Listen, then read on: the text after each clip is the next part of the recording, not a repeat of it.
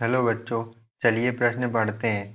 सांद्र H2SO4 H2SO4 जो है sulphuric अम्ल है, और सांद्र HNO3 जो है नाइट्रिक अम्ल है, के मिश्रण द्वारा बेंजीन की नाइट्रीकरण अभिक्रिया में बनने वाली स्पीशीज जो अभिक्रिया को प्रारंभ करती है वह है। हमें यहाँ पर प्रश्न के 4 विकल्प दिए हुए ए NO2, बी NO+, सी NO2+, और डी NO2-। चलिए अब हम प्रश्न की मुख्य अवधारणा देख लेते हैं। तो यहाँ पर हमारे प्रश्न की मुख्य अवधारणा क्या होती है? जो हमारी नाइट्रीकरण अभिक्रिया होती है, नाइट्रीकरण अभिक्रिया में नाइट्रीकरण अभिक्रिया में हम क्या करते हैं? जो हमारी बेंजीन होती है, बेंजीन, उसकी अभिक्रिया हम सांद्र H2SO4 प्लस सांद्र HNO3 जो हमारा नाइट्रिक अम्ल होता है, सल्फ्यूरिक अम्ल और नाइट्रिक अम्ल की सांद्र मात्रा जब हम लेते हैं तो हमें यहाँ पर जो है बेंजीन पे NO2 समूह जुड़ जाता है, और ये हमारा क्या होता है? ये हमारी बेंजीन होती है।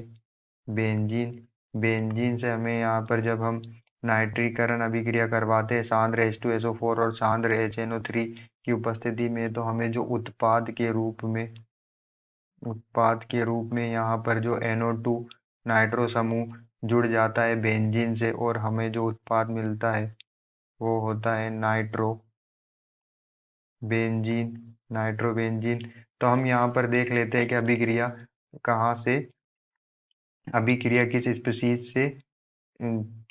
किस स्पीशीज से प्रारंभ होती है। तो जो हमारा नाइट्रिक अम्ल होता है जिसकी संरचना कुछ इस तरह से होती है। डबल बॉन्ड से एक ऑक्सीजन जुड़ा होता है, और एक ऑक्सीजन उपसहसंयोजक बंध से जुड़ा होता है, और एक OH आयन जो है नाइट्रोजन से जुड़ा होता है।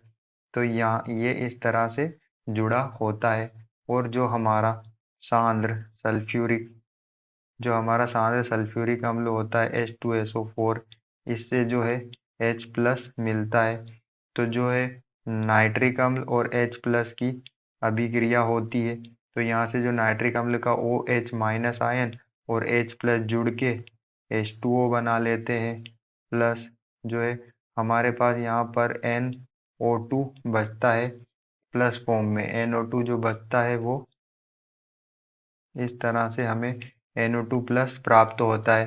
तो हमें यहाँ पर जो है सांद्र H2SO4 और सांद्र HNO3 नाइट्रिक अम्ल, ये हमें NO2+ स्पीशीज देते हैं।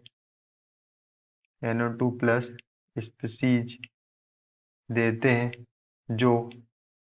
जो हमारी जो बेंजीन रिंग होती है उस पर जाकर जुड़ जाता है, और नाइट्रोबेंजीन का निर्माण करता है हमारी नाइट्रीकरण अभिक्रिया में। तो यहाँ पर हम अपने विकल्प चेक कर लेते हैं।